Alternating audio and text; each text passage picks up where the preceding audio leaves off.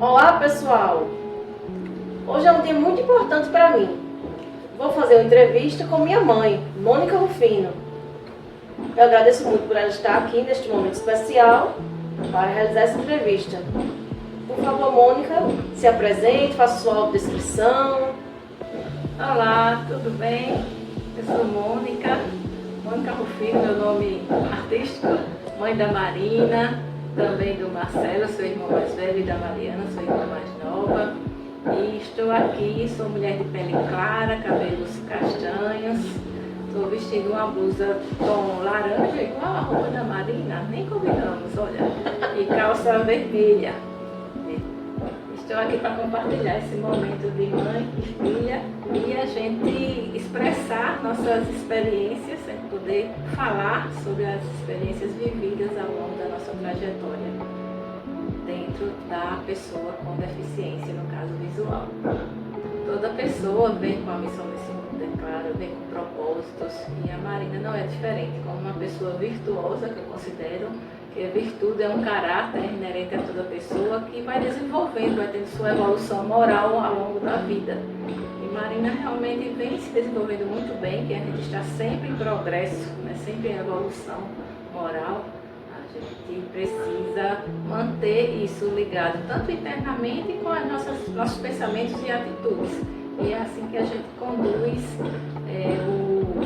a vida desde a infância, né? No livro das virtudes, lembra disso, Maria? Livro das virtudes, Tesouro das Virtudes. A gente leu bastante isso como uma forma de buscar conhecimento, buscar formação interior para melhor se desenvolver nessa vida que nos traz tantos desafios e a gente passa a enfrentá-los. E Marina é uma pessoa que enfrenta bastantes desafios e assim ela vai conseguindo, às vezes sim, às vezes não, e sempre superar a si mesma, né? Como diz no Evangelho, supera a ti mesmo que o céu te ajudará. Quando Marina nasceu, já no seu nascimento, ela já chegou bem agitada, fazendo barulho. E aí, essa menina tem algo diferente, os cabelinhos arrepiados, já chorando, pedindo para ficar junto. E a gente foi percebendo os movimentos rotatórios dos olhos, que se chama nistagmo. E a gente foi buscar saber sobre isso, porque ela não seguia, acompanhava pela voz, mas não seguia com o olhar, e a gente foi buscar realmente saber sobre isso com o oftalmologista. Chegamos aí para São Paulo, passamos um mês, 30 dias lá em São Paulo, investigando os olhos saltitantes da Marina, que não paravam de girar, sempre curiosa, com as suas mãos. Lá em São Paulo, depois de várias clínicas, houve o diagnóstico de amaurose congênita, com o nome até de uma síndrome, mas ela não é sindrômica, não foi caracterizada, mas uma amaurose congênita significa uma cegueira total bilateral congênita. Não houve evidência de causalidade, então a gente foi bem instruído lá em São Paulo, no Lar Amara, com pedagogas. E eu lembro muito bem que a pedagoga disse assim, Marina não vê com os dois olhos anatômicos da visão, mas ela tem 10 olhinhos em suas mãos, nas pontas dos dedos. Então ela vai ver sim, tudo muito bem. Então é necessário estimular, porque algum resíduo de estímulo visual pode ficar. Então a gente tem as coisas todas em casa, todas de contrastes, preto e branco, vermelho e amarelo, cores vivas, né? Procurava não mudar as coisas do lugar, apesar que eu gosto muito de mudar. Mas ela tinha as mamadeiras cobertas com capas coloridas, tapetes sensoriais com várias cores, guizos, bolas, tecidos diferentes, né, de textura diferente, né, Marina? E a avó dela, a avó materna, fazia isso com muito prazer e dedicação, muitas cores e informações diferentes para estimular todos os sentidos. E esses sentidos foram muito bem desenvolvidos, principalmente da audição. Não é privilégio de ninguém, na verdade. Os sentidos ficam normais, só que ficam mais, vamos dizer, com mais atenção, mais consciência. Então, quando se perde um dos sentidos, ou não se tem um dos sentidos, os outros ficam com mais consciência, né, que sejam melhores, que tendem a ter mais consciência. É sem visão, mas com mais consciência e com experiência de olhar com o coração. Então a pessoa começa a enxergar melhor com o coração e diante da sua escolha de vida, de vir para esse mundo com essa missão, né, a gente vai aprender com ela aprende mais, a gente também aprende juntos. Então a gente está assim, sempre com disponibilidade para ajudá-la a seguir seus passos, sempre ela é a protagonista, mas a gente participa junto com qualquer família, não tem diferencial, é só a adaptação, conscientizar que há uma limitação, sim, mas que há uma necessidade de adaptação e de colaboração de forma bem tranquila, bem leve. A gente sempre fala muito tranquilo, não é, Marina? Tipo, vê aqui, isso aqui, pega isso daí, é assim, de forma bem natural. E para sentir melhor essa questão do escuro, vamos dizer assim, eu passei já, quando ela era pequenininha, a andar na casa, à noite, né? Logicamente, com as luzes apagadas, para eu sentir essa dificuldade, né, de se localizar. Mas como será que se localiza? Ficava conversando, ela cresceu mais, lá por 6, 7 anos, eu perguntava, você sonha? E ela tentei, eu fui explicar mais ou menos, né, o que é o sonho, é difícil explicar um sonho, até que um dia ela disse, eu sonhei com você, e eu curiosa saber do sonho, ela me explicou como tinha sido o sonho, que era uma luz.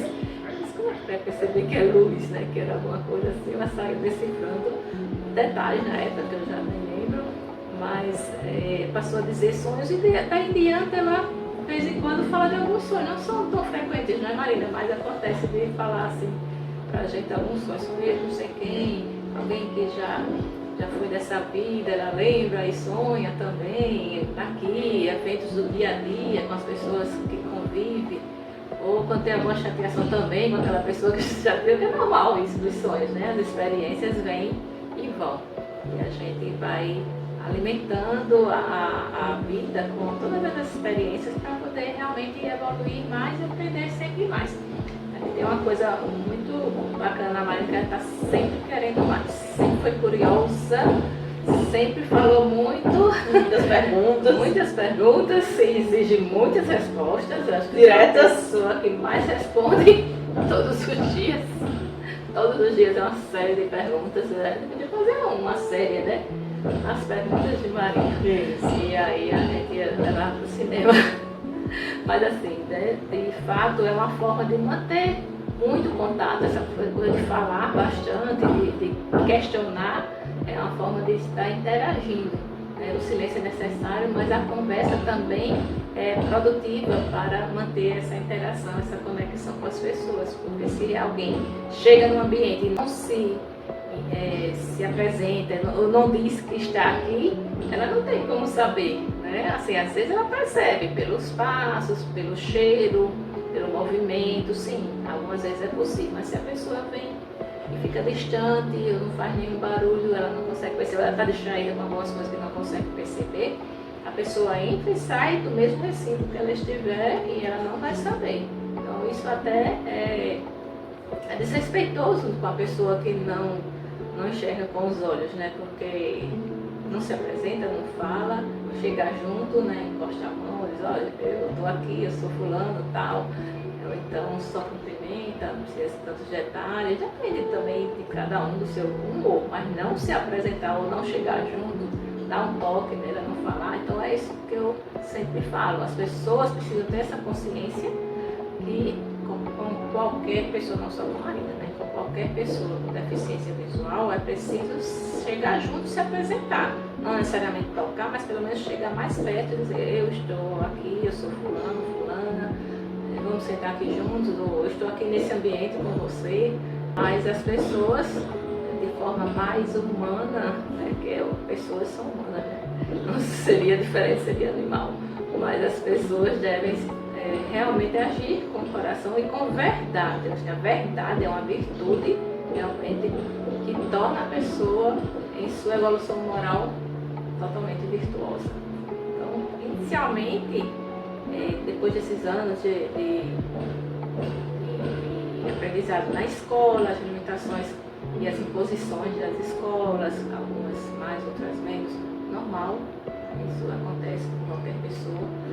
E a questão de uso de recursos como a máquina PERTES, Braille, que faz um barulho, e depois as outras coisas, e tudo mais vai sendo corrigido com o tempo, vamos dizer assim, adaptado.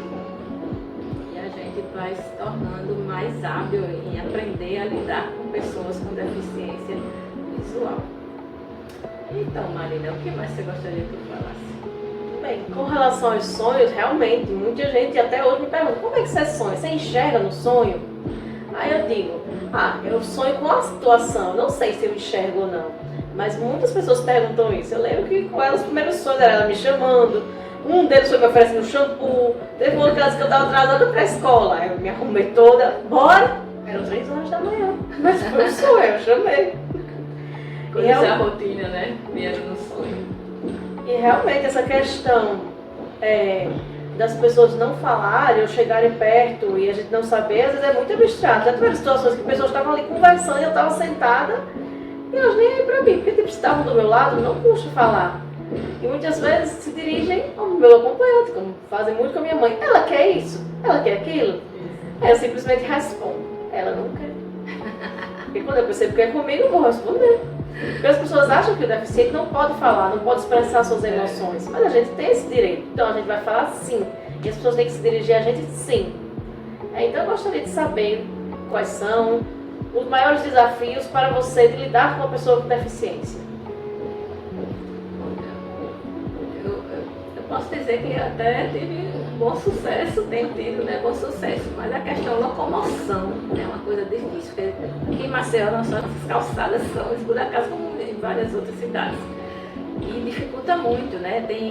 Na calçada tem árvores plantadas no meio da calçada, tem outros obstáculos, né, lixeiras, e é bem difícil para a pessoa se soltar sozinha sobre deficiência visual, mesmo usando a bengala, né, que é um recurso que identifica e facilita a locomoção, ter uma locomoção, né, um andar fluido, independente e seguro. Porque não é só chegar, se largar e andar, é ter segurança nisso.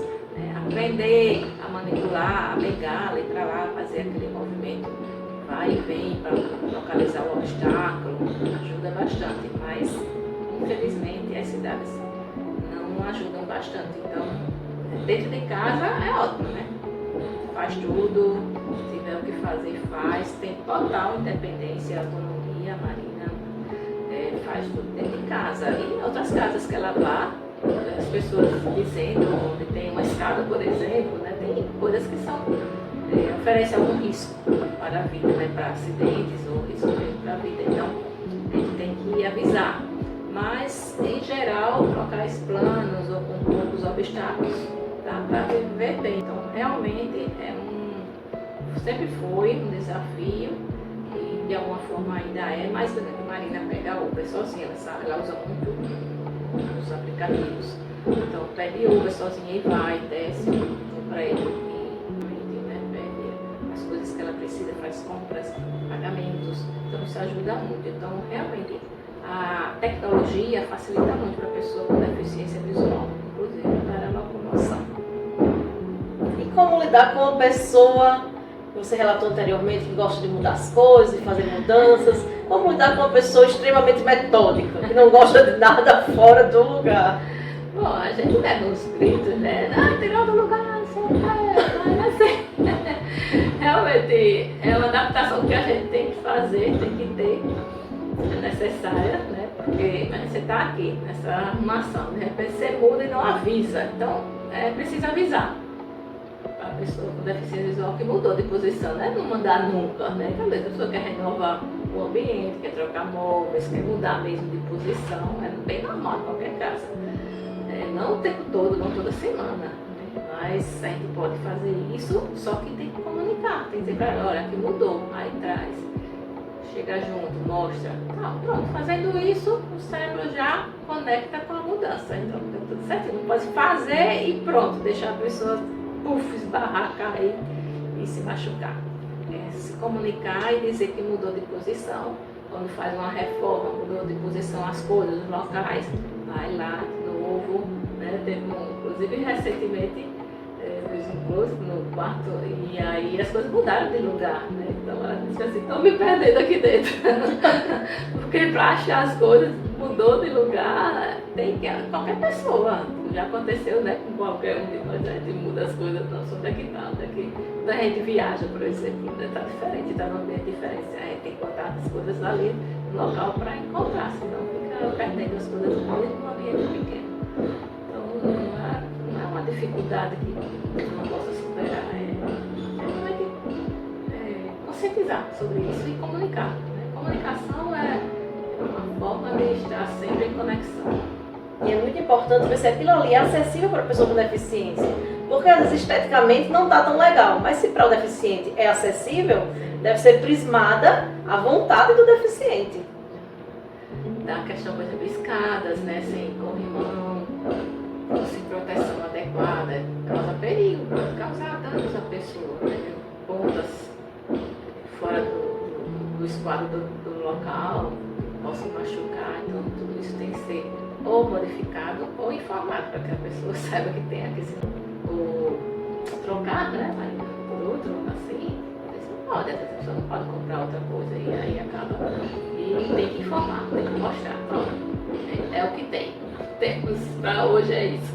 Então, tem ponta, adapte-se e assim, e aí você vai acostumando e vai lidando com isso também. E qual a importância do uso de outros sentidos para quem não tem um dos sentidos? Porque quem não tem um, geralmente tem os outros mais aguçados. Esse daí é até um mito, sabe, Marina? Eu já li sobre isso. Não é que seja mais aguçado, é mais consciente.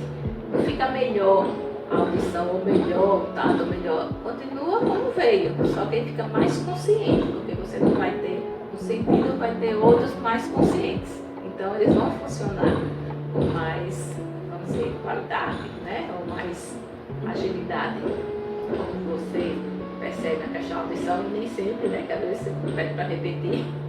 Mas não quer dizer que vai ser uma super ouvido, super tato, super tudo, né? É normal, só que com mais consciência, porque está utilizando mais. Ele usa muito o tato. Então vai ter mais consciência e mais habilidade com o tato, porque com algumas pessoas, para algumas pessoas. Pelo fato de eu ter aprendido um pouco o braille também, como quando você estudou, eu também tenho acessibilidade de tato para algumas coisas, né? Eu percebo facilmente alguns detalhes, porque eu exercitei um pouco disso. Se eu não tivesse exercitado, talvez não tivesse. A questão auditiva, nem tanto, mas essa questão de tato eu percebo que eu desenvolvi mais um pouco uma acessibilidade tátil por conta da necessidade também da Marina, pelo aprendizado do braille e outras coisas mesmo, de estar sempre fazendo as coisas, pegando, experimentando, né? Então, como eu fiz muito isso, meu cérebro entendeu que eu precisava ter mais consciência disso. Aí eu sou a maior habilidade do tato, entendeu? Então é assim que as coisas se desenvolvem. E é muito importante para uma pessoa com deficiência que a família estimule. Eu fui muito estimulada no tato, na audição, tive letras, eu conheço as letras, muita gente me pergunta se eu conheço as letras, os números, mas eu sempre conheci várias coisas de vários formatos. A gente comprava matéria para estudar o alfabeto. Letras emborrachadas, madeira, acho que de papelão e plástico. Então ela tinha todas as letrinhas, tanto as caixa alta, né, as grandes como as menorzinhas. Aprendeu tudo. Se alfabetizou com 3 anos. Né? A turma, quando foi se alfabetizar aos 5, 6 anos, ela já estava sabendo todo o alfabeto, as letras, números, contava sei lá até quanto, e ela já sabia, ela participou junto com a professora da alfabetização dos colegas. Então ela já estava adiantada, porque precocemente realmente eu ofereci, ela gostou e ela aprendeu rápido. Sempre aprendeu muito rápido, sempre trabalhou muito essa parte vocal, de juntar palavras, né? Fazer palavras diferentes, de criar sons diferentes. Então ela teve essa habilidade vocal.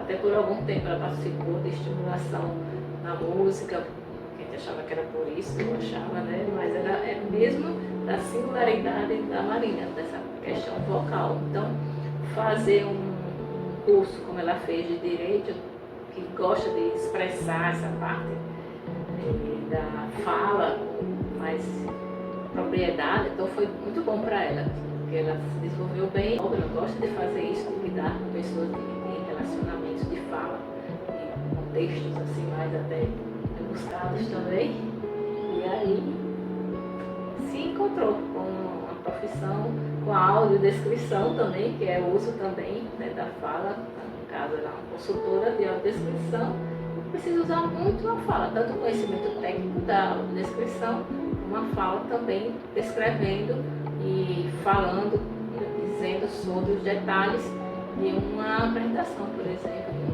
de um teatro, coisas assim. Na sua opinião, independente da deficiência, como a família deve tratar a pessoa com deficiência? Sobretudo com amor, com acolhimento, com respeito e com atenção às suas necessidades. E assim, amor, em geral, todo mundo dá amor, né? Trata bem, cuida, mas dá atenção às necessidades, o que realmente a pessoa precisa. Não é só ajeitar aquele acolhimento e fazer tudo pela pessoa, não. Pelo contrário, tem que deixar a pessoa livre, à vontade, para aprender das suas próprias experiências. Não é bem ao contrário, é a forma de educar normal, que se deve ter, estimulando, acolhendo, estimulando, mas também mais um pouquinho, estimulando um pouco mais, porque tem essa necessidade e tem a limitação da questão visual, do campo visual que não tem, então você tem que dar mais atenção nesse aspecto, protegendo os perigos, os riscos, indicando que aquilo tem risco, não protegendo, evitando totalmente, né? Senão a pessoa não tem experiência, mas falando sobre aquilo, mas deixando a pessoa ter experiência. Se tiver de cair, como ela caiu muitas vezes, de bater, de machucar e passar por essa experiência. Se você proteger demais, a pessoa não tem experiência e não sabe, quando estiver sozinho, se proteger. Né? Então, andar sozinho, pegar carro, pegar Uber hoje, né? Viajar sozinho, essas coisas, tudo é necessário para esse aprendizado anterior, para que a pessoa não tenha tanto medo ou insegurança. Né? Algumas pessoas podem ter insegurança e medo porque não tiveram muito estímulo para o desenvolvimento de todos os aspectos, né? Não só assim, acadêmico, escolar e acadêmico, mas da vida. Né? A vida em si já é uma academia de aprendizado. A família deve estimular a pessoa com deficiência e, assim, riscos todos correm. Sim. A gente pode evitar? Pode, mas também não pode deixar de fazer as coisas da vida. Super proteger, né? Algumas pessoas querem proteger demais, capaz de levar a pessoa no colo o tempo todo, não deixar a pessoa realmente levar o tombo, né? Sem tombo, sem vida, precisa levar tombo para poder aprender a cair e levantar. Bem, eu sei que você conhece várias pessoas com deficiência, então eu gostaria de saber um pouco o que você percebe. Se todos são iguais, cada um age de uma maneira diferente, como que as pessoas devem entender essa questão? Eu acredito que diante da vida familiar, de ter tido mais ou menos estímulo, influencia sim na resposta daquela pessoa com deficiência. Só que se a pessoa chega na vida adulta e percebeu que ainda não conseguiu determinadas coisas, ela como uma pessoa adulta deve procurar por si mesma, se a família não for oferecer qualquer questão, seja por entendimento, ou financeiro, ou tempo, ou qualquer coisa, não importa a justificativa, mas a pessoa adulta com deficiência visual tem que buscar seus caminhos, como qualquer outra pessoa busca. Eu não aprendi isso na minha família quando eu era criança, adolescente, mas agora como uma pessoa adulta, eu tenho a minha singularidade e eu tenho objetivos, eu quero fazer as coisas como você faz. Você busca as suas coisas que você gosta e do que precisa também, né? Que tudo não é só gostar, é gostar e atender às necessidades e se desenvolver em todos os aspectos, como a gente já falou, essa questão moral, que passa pelo espiritual, pela evolução espiritual, mas a questão da necessidade física mesmo, do movimento, do exercício, da alimentação, das necessidades de sobrevivência mesmo. Então, se não houve estímulo por parte familiar ou mesmo da vida escolar, que às vezes são pessoas na escola e sai, parece que não aprendeu nada, mas sempre tem alguém que vai ajudar, chegar junto. Como é que eu digo, Marina? Como diria minha mãe, sempre tem anjos que nos ajudam. Para quem não sabe, a minha mãe é tudo. É homeopata, pediatra, trabalha com autistas, professora, e das aulas livres, mãe turista, mãe beleireira, mãe resolve isso, mãe resolve aquilo. É 1001 novidades. Super Sônica, Super Mônica. Então eu gostaria que você falasse sobre o seu trabalho, divulgasse se tem algum site, algum Instagram. Eu posso divulgar, realmente eu faço várias coisas, assim como a Marina, eu sempre gosto de aprender mais, sempre, desde a minha tenra idade. Eu já era assim, fã de biblioteca, eu ia na biblioteca central, depois das aulas ia na biblioteca, depois na livraria que tinha em frente em casa, havia uma livraria pequena, eu era lá sócia da livraria, assinava, pegava tanto emprestado quanto comprava, então eu sempre gostei muito de livros. Posso me considerar hoje uma pessoa em desenvolvimento como autora de livros. Publiquei, estou em fase de mentoria para me desenvolver melhor nessa parte de livros, como autora. Me formei em medicina, fiz a especialização em pediatria, paralelamente a homeopatia, que é um campo terapêutico muito vasto e que entrega muitas possibilidades de cura. Fiquei muito com isso, evitando assim polifarmácia, né, muitos desgastes da saúde, né, tanto que os 3 filhos cresceram com muito boa saúde. Depois fiz acupuntura, mas durante a pandemia, com o isolamento social, eu deixei a acupuntura e foquei totalmente na homeopatia, quando passei a trabalhar também com crianças autistas desde 2018, mas ficou mais forte durante a pandemia, com um trabalho institucional, meu mestrado e a docência aqui em Maceió, no SESMAC, que deu boas oportunidades, grandes oportunidades para desenvolver a parte de homeopatia também, na implantação, na graduação e na residência médica. E nos cursos que a gente promove, nas coisas. Então eu tenho um site, doutoradrrufino.com.br, o Instagram é @doutoramonicarufino, também DRA Mônica Rufino. Lá no site tem algumas publicações, que a gente chama blog, né, são publicações de assuntos diversos para a saúde, para informações. Então, podem visitar lá e sigam nesse caminho em busca, em direção a curas, que algumas pessoas buscam, ao equilíbrio da nossa energia vital para termos mais saúde, não só física, como mental e espiritual. Eu agradeço muito a Mônica por esse momento, minha super mãe. Agradeço também a todos que estão assistindo. E agradeço a quem puder se inscrever no meu canal. Inclusão é a solução. E sigam o Instagram, doutora Mônica Rufino.